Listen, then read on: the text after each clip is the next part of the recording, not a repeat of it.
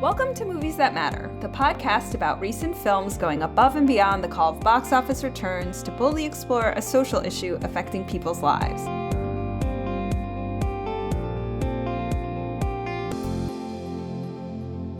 I'm Nicole Finari. And I'm Stacy Moore. Stacy, what movie are we going to overanalyze this week? This week we're overanalyzing The Post, as in the Washington Post. Steven Spielberg's latest historical drama stars Meryl Streep as Katherine Graham, the first female publisher of a major American newspaper, and Tom Hanks as editor Ben Bradley, who gets them both embroiled in an expose of a decades-long government cover-up. What do we think? Well, I mean, Oscar nominations have come out, plus all the other awards have gone by, and, there was a lot of talk about how the Post really just was being largely ignored by, the major award givers. Now I know why. And why is it didn't deserve any awards. I mean, for this being a Steven Spielberg movie, it was boring. Boring, really? Yeah, I was bored. Huh. Oh, I loved the pacing. Did you? Oh, I was so bored. There were so many awkward, heavy-handed moments. Oh, yes, absolutely. Just exposition that was totally unnecessary. Yeah, it was definitely old-fashioned. It felt like a 1980s Steven Spielberg drama. Like lots of wide-angle lenses and slow close-ups of people saying important things. And John Williams. Swooping camera. Yeah, swooping camera. There was tracking, the camera was kept diving in, or there were long tracking shots or crane shots with the swooping camera. And it was okay, I get that you're trying to create tension, but you need to do this with better writing and editing rather than camera stuff. Because I loved the directing. I loved the way that they would move and interact with each other. Okay. You didn't enjoy just the sort of the overall feel of how they interacted? Especially the actual sort of news team when they're going through those files in his living room. I thought the energy was pretty kinetic. Yeah, I mean there were some good moments. I just her sort of nervous tics where she's always fidgeting with something, fidgeting with her glasses. I guess that's, I just feel that Steven Spielberg lacks subtlety these days, Everything just seems so telegraphed and obvious. This whole stupid scene where she's reading the contract and she looks at the fine print and she realizes if there's some sort of catastrophic event, oh no, the bankers could pull out. And everything about that scene was ridiculous. She wouldn't have had that conversation. The whole scene was in the movie to tell the audience, something bad's going to happen. And then their funding, their IPO is going to be on the line, It just... Mm-hmm. Yeah, and that is absolutely accurate. It was definitely everything. I liked your word choice. It was telegraphed. There wasn't any subtlety. There was no subtlety. In any of of the delivery of the story. But I think that those devices did kind of help, it was exposition, right? It was explaining really dry things, right? This little section of a contract about the IPO and that could have been way, way worse. That could have been way more boring and more, the exposition even more just laid out there in expository dialogue. But he was able to work it in so that it actually did give you a sense of impending dread that oh yeah, we all know that this is all coming down on them in exactly this way. I mean, again, it could have been just one line where this means that our IPO is threatened to... I didn't need a whole scene about it. What did you think of the performances? So Meryl Streep's been nominated, I believe. Oh, she deserves it. She deserves it. I mean, she's always good, of course, but there's one scene in particular which, again, the actual filmmaking is old-fashioned, where like she's on the phone deciding whether or not to publish this thing that could ruin them all, but if they don't publish it, it'll actually like kill journalism forever in the United States of America. And she's deciding like whether or not to go through with it. And the camera, does that corny, slow close-up of her. But while that's happening, she's just shredding like Jimi Hendrix at Woodstock. She's just like, you're seeing every little thought and feeling like cross her face until she finally just drops it like, yes, do it, go, publish, go, and hangs up. And just for that scene alone, I thought she deserved it. But I even the scene at the beginning where she and Tom Hanks are just having lunch, just watching the two of them, like there was no camera movement at all, and just watching the two of them just kind of chat was actually, I thought that was the most impressive scene. I thought they were amazing in that scene.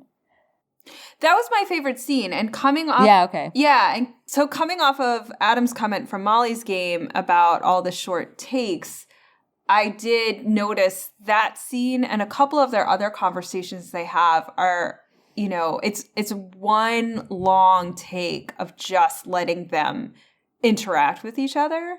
Which I really appreciated, like giving them that space to create the chemistry and to demonstrate what was going on without, cutting to like close-ups of their faces as they're talking. I did appreciate.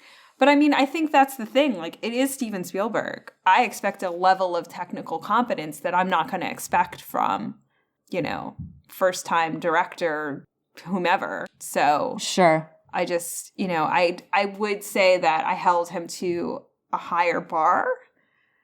So then I was kind of disappointed. And I also held it to the bar of Spotlight as well. I think there are too many similarities between the movies not to kind of have that in the back of your mind. Yeah. Yeah, it was definitely like if Spotlight were like way more stylized, it would have been this movie. It reminded me of it was like his style era from what was that movie, like The Empire of the Sun? It definitely felt more like that, where he was 30 or 40 years ago, and where he's moved on from. But I guess maybe because he was in the middle of. That's exactly what I was trying to calculate. I was like, wait, how old is Christian Bale? Maybe 30. Is it 30 years?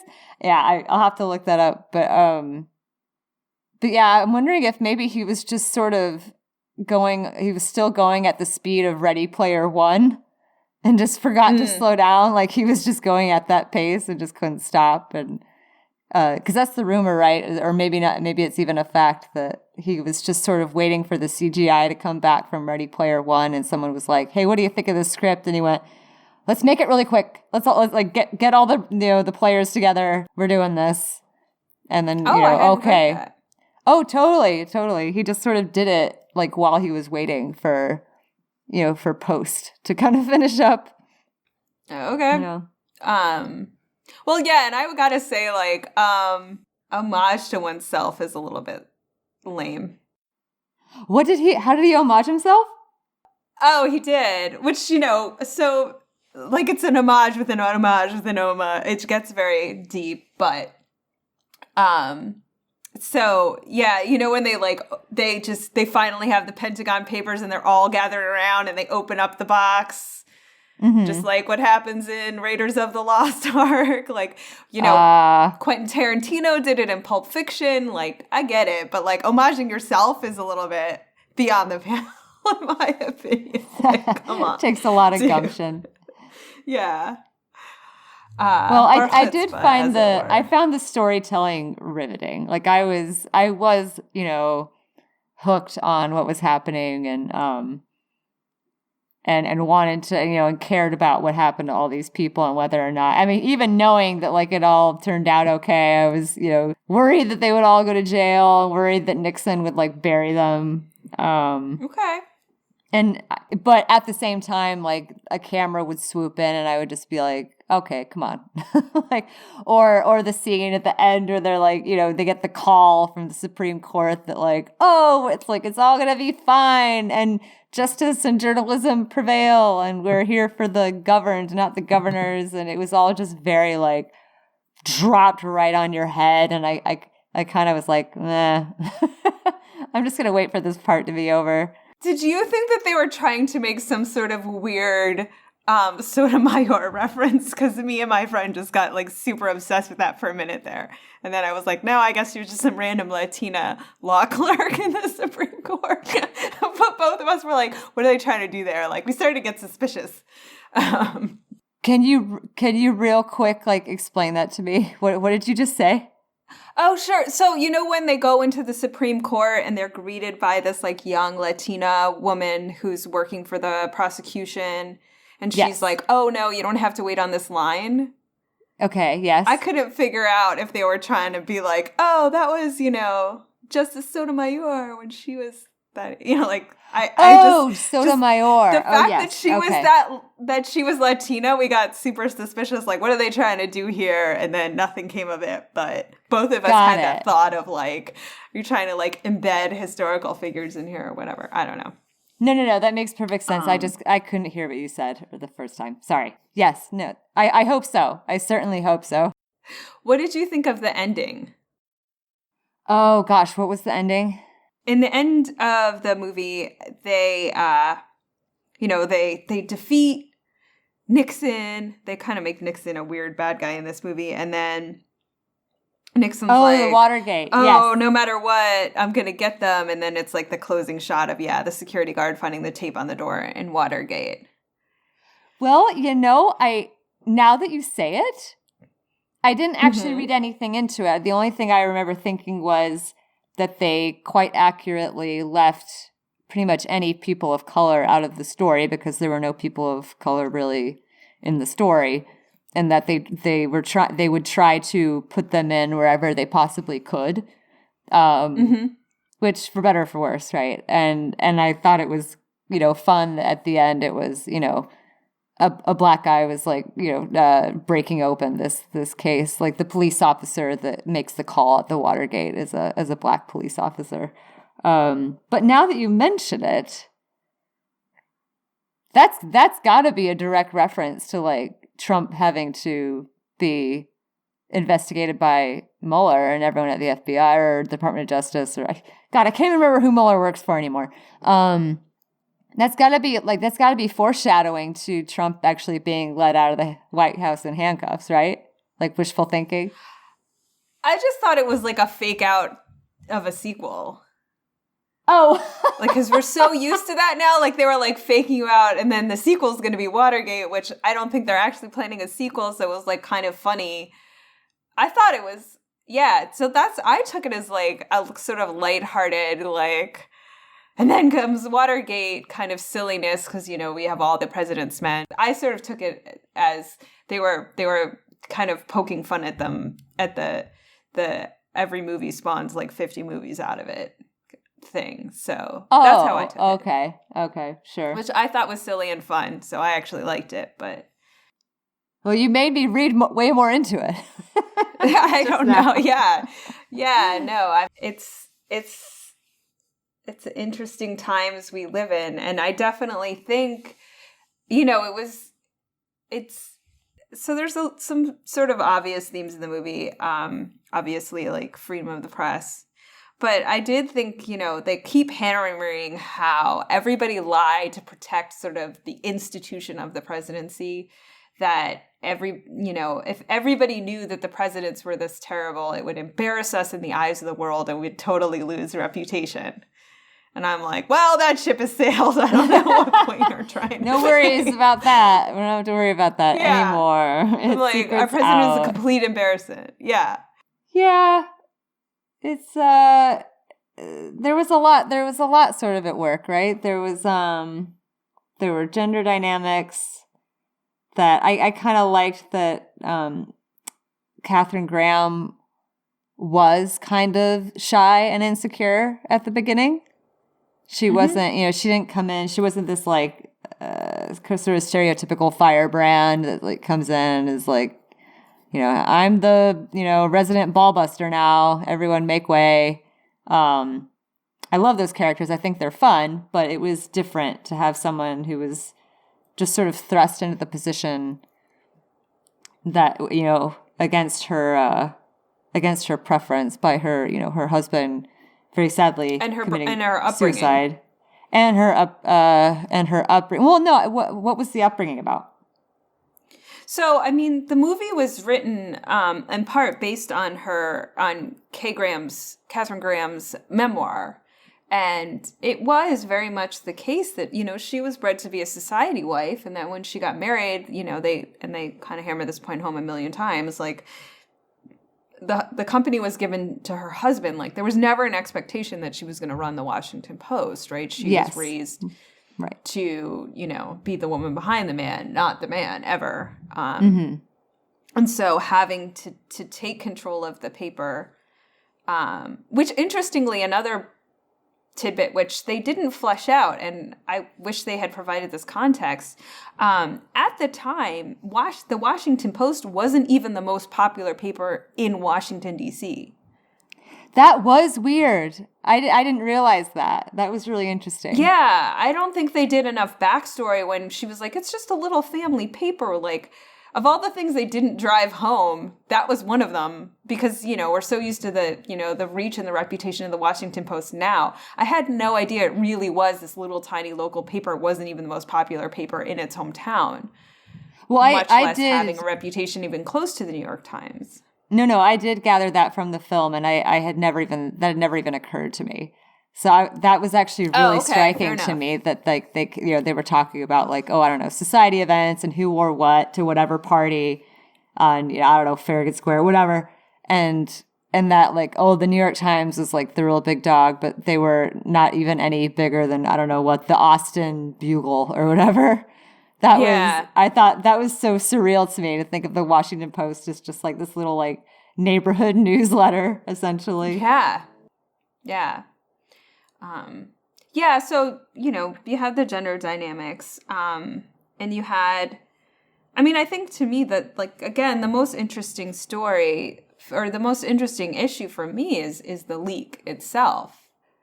And, whether or not you think Daniel Ellsberg or Chelsea Manning or Edward Snowden or any of these people did the right thing. Of course, once they leak, you're going to publish it. That seems like the less interesting issue to me. Yeah.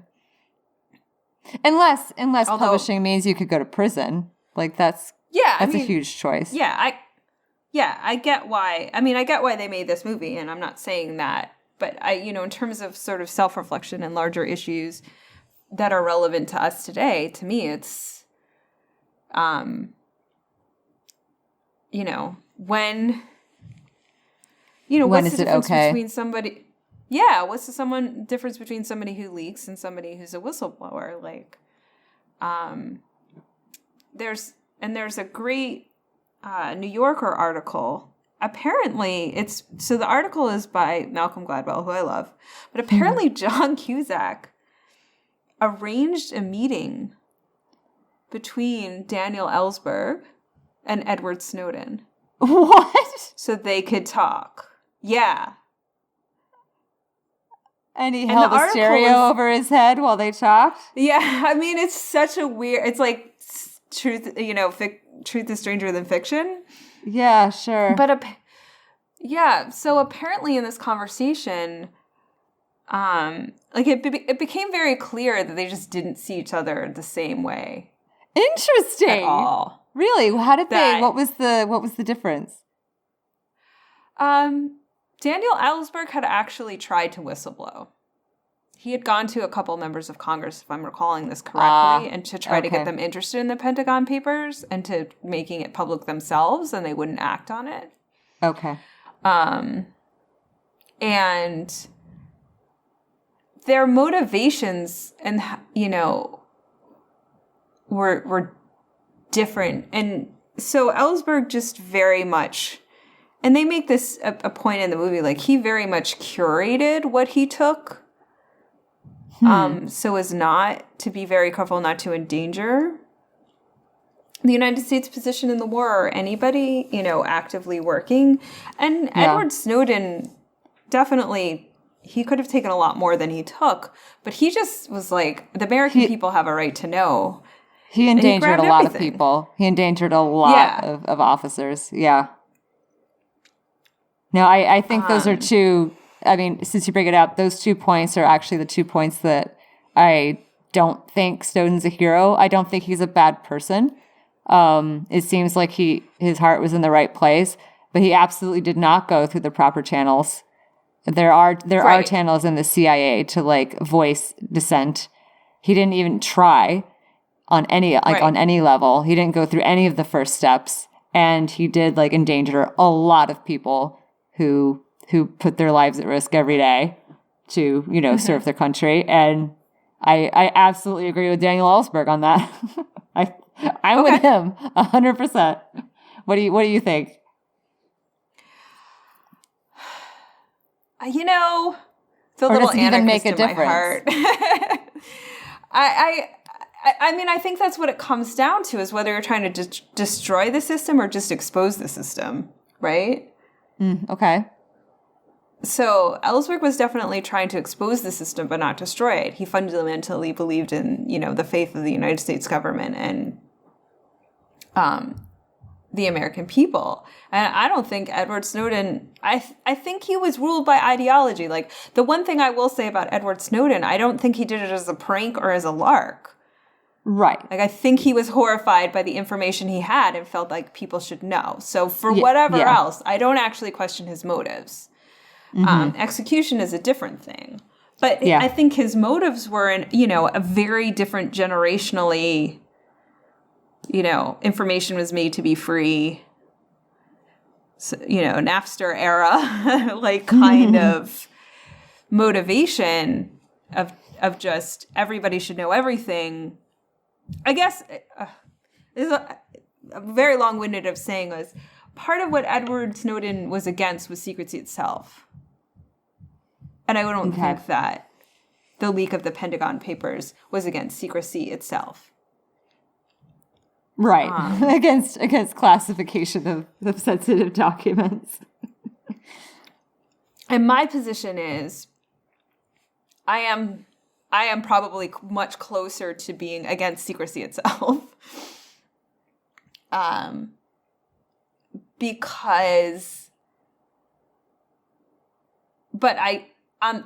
I do think partly because when the government has to balance some transparency with trustworthiness. And if you start classifying everything and keeping everything a secret, then people are going to lose a lot of trust because they don't know what you're doing and you don't seem like you're acting in good faith. And I think, the far reaches of the surveillance state that was created after 9/11 definitely was such a civil rights restriction for us that, to me, it's not that I want people to die. Sure. But I don't think that you can put yourself in a necessarily precarious position like that and then complain that it ended up being risky.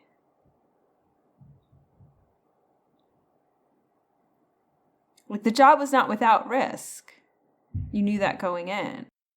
Sure, although it would be a lot harder to be a spy and have your cover if it wasn't. Yeah, I mean, yeah. I mean, I don't think you should. I mean, I can't sort of advocate.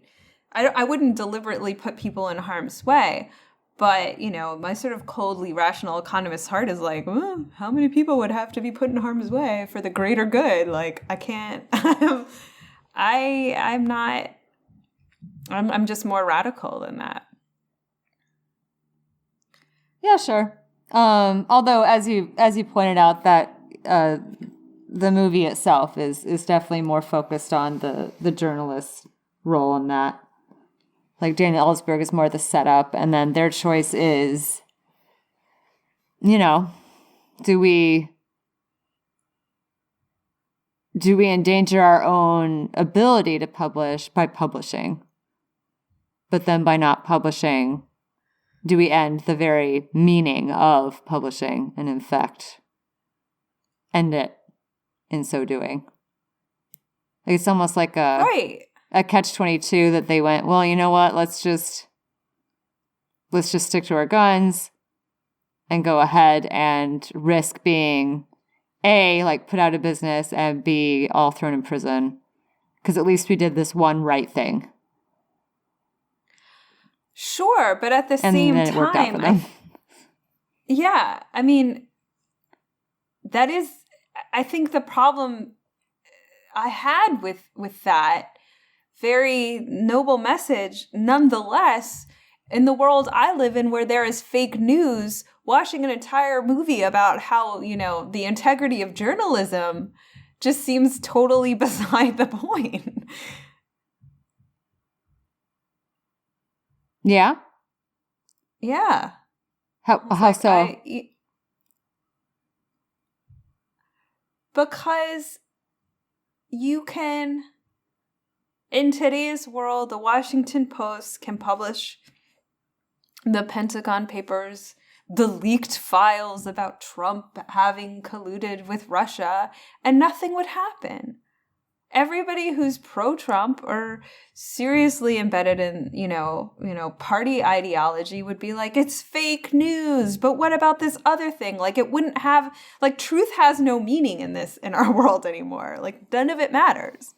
Yes, very true. Very true. It didn't really get into that at all. Unless it did seem to be sort of like a nostalgic kind of exploration of, you know, a time when there were accepted journalistic entities, right? Like when something was published in the New York Times, people mobilized, like citizens, like showed up on the steps of, you know, whatever Supreme Court or Congress or City Hall, because they all had, you know, society had all, you know, agreed, yes, this group it's their job to uncover the truth, and when they say something is true, it is. And if there is a mistake, they will, you know, correct it in the next issue. And yeah, like those days are gone. Those days are gone. We get to just decide, like, oh, no, I've decided that anything that doesn't, you know, directly support and, you know, reinforce my own worldviews must just be a fabrication. It was kind of like, It was depressing in that way. Like, I was like, oh, that was a nice time when we all just believed people who dedicated their lives to journalism instead of just going, oh, no, I don't feel like believing you because I disagree with you. I disagree with that fact you're saying, so I'm just going to discard it. Yeah, I mean, there's ample evidence that evidence doesn't change people's minds. Like, you can give them a whole bunch of facts and they'll still be like, yeah, I don't believe you. Like, they will not hear them. They will not hear it. And I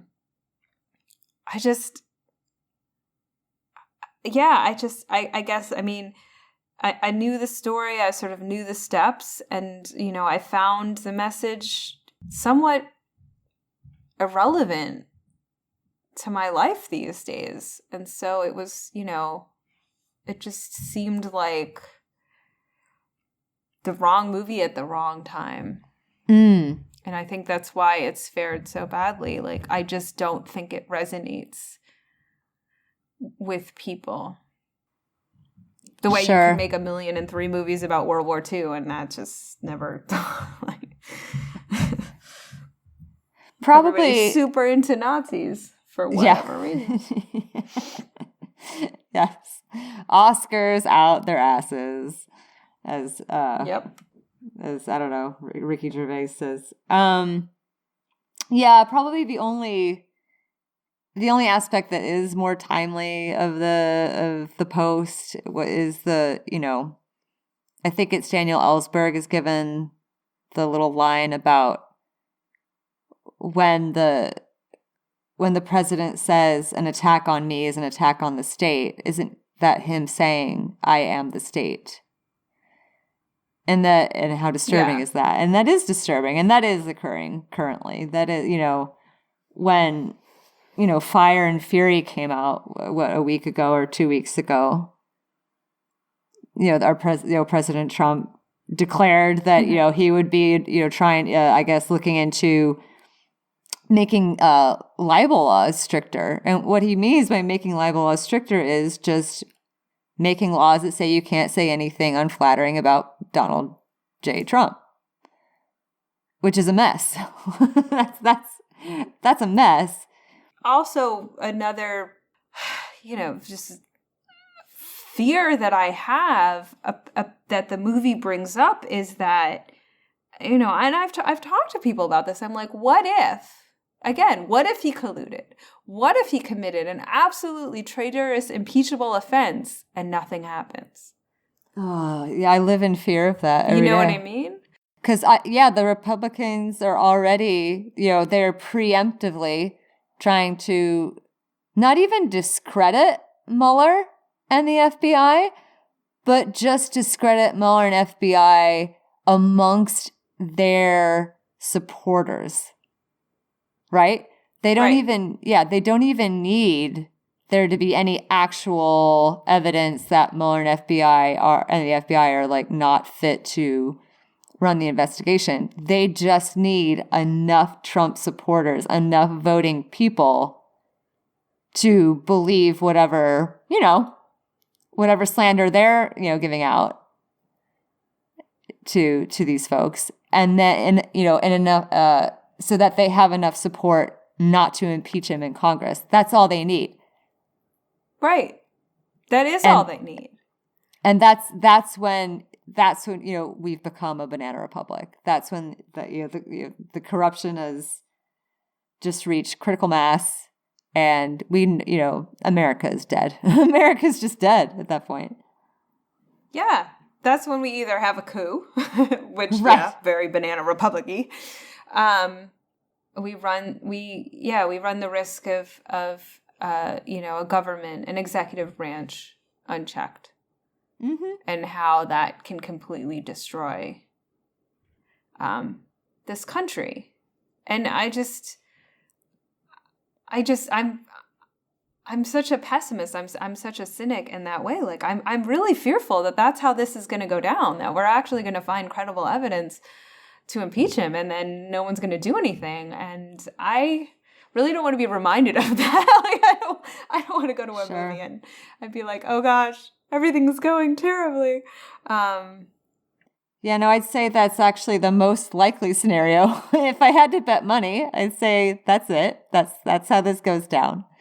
And I think maybe that's why watching The Post is like this wish fulfillment. It's like, it's so satisfying to watch just, the people in positions of power, our leadership, be held to account for their actions. And the citizenry are able to stand up and say, no, that's not okay, what you did. And you're accountable to us. We are actually your bosses. Instead of what's actually going to happen, which is, the death of the great American experiment. Or not the end, right? Like just America as a concept just petering out, losing steam, running out of idealism, and just petering out, and it becoming completely dark. And the shining city on the hill, it just goes dark, right? That's how this goes. So like watching The Post, it was like, no, like there was a time when good triumphed over evil, democracy triumphed over despotism. So I actually think that's a good place to sort of wrap up this discussion. Like, that's really interesting. So you are right. Your take is wish fulfillment, which it is. And I am thinking, like, because we posted again last episode, we posted that great Michael Douglas speech from the American president, where you're like, why can't Democrats just stand up for themselves sometimes? Right. I think that I'm not capable of getting inspired that way. I think that my cynicism is that it has reached such. I just don't feel that the seeds of hope or change are in there that I could even respond to a wish fulfillment story, which is really sad. And I really hope our next episode is happier, because I feel like I don't want to, like, I take mental illness really seriously. Like, I don't want to make a suicide joke right now, but goodness, I want to. Like, I just, I'm in a bad place here, Stacy. This is not good. You know what you gotta do? You gotta go to your local, like, Buddhist temple and just chant and remind yourself that, like, all things are impermanent. Like, nothing, like, forms, like, come and go. And that's just the way things should be. That's how the universe operates. This too shall come to an end. This too shall pass. Do your breathing exercises and your ohms and just call it a day. You're right. So, given these two sort of radically opposing views, like, how do you feel about a social impact score on this one? I'm going to say, on a scale of 1 to 10, 1 being it changes nothing and 10 being the world we once knew is gone forever, I'm going to give this a pretty low score. I'm going to say, like, I'm going to give it a 2 for trying. Okay. And the reason it's so low is that I feel like anyone who already agrees with it is going to go see it. Anyone who disagrees with the message is not going to go see it. So at best, it's preaching to the choir, and at worst, it's not getting watched at all. What do you think? Yeah, I'm surprised you went that low. So I obviously give it quite a low score as to 1 in terms of for those very reasons, and also just saying, like, the people it needs to inspire are possibly the people younger than us, and I just think this movie is just not. It just isn't going to resonate with them. Yeah, it's for an older crowd for sure. Yeah. Way. That's an interesting point. I think you're right. Yeah. Tell us something we should see, hear, read, enjoy. On the theme of feeling inspired and wish fulfillment and whatnot, I would recommend doing what I've been doing all week, which is listening to the Greatest Showman soundtrack. I saw it. You've seen it, right? I have not actually seen the movie. It. And did you like the songs? I did like some of them. I like the dancing more. Uh-huh. But there are a few. There is one in particular, and this is up for an Oscar, the rousing anthem, This Is Me. There is not an original moment in this entire soundtrack, but it's so fun and so uplifting.